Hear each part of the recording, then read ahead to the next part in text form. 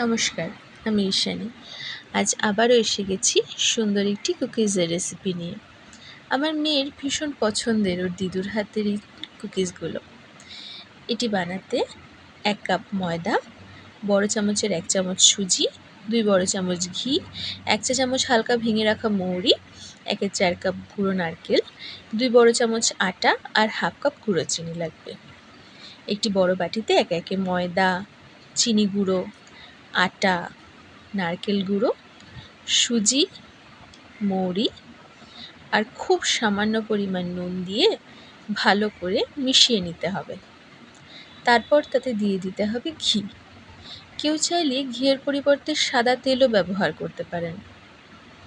এরপর সব কিছু ভালো করে মিশিয়ে অল্প অল্প করে জল দিয়ে এইরকম একটি ডো বানিয়ে নিতে হবে। খুব ভালো করে মাখবেন যাতে ডোটা নরম হয়। ঠিক এইরকম দেখতে হবে। তারপর সেটিকে ঢাকা দিয়ে রাখতে হবে 10 মিনিট। 10 মিনিট পর ঢাকা খুলে আবারও একবার ভালো করে মেখে লেচি কেটে মোটা করে বেলে বিভিন্ন শেপের কুকিজ কাটার দিয়ে কেটে নিতে হবে।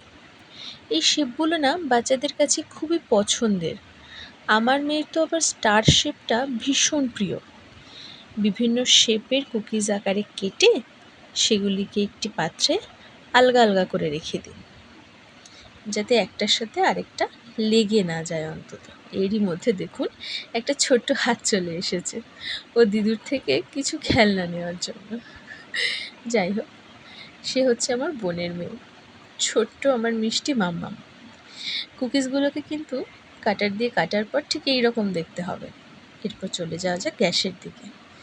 গ্যাসের মধ্যে কড়াই চাপিয়ে তাতে একটু বেশি পরিমাণে সাদা তেল দিতে লাগবে।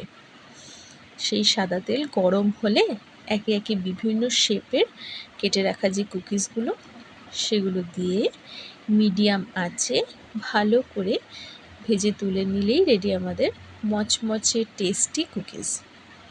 কিন্তু তেল দিতে কেউ কার্পণ্য করবেন না। জানি অনেকেই হয়তো ভাববেন যে তেল খাওয়া কি ভালো এতটা?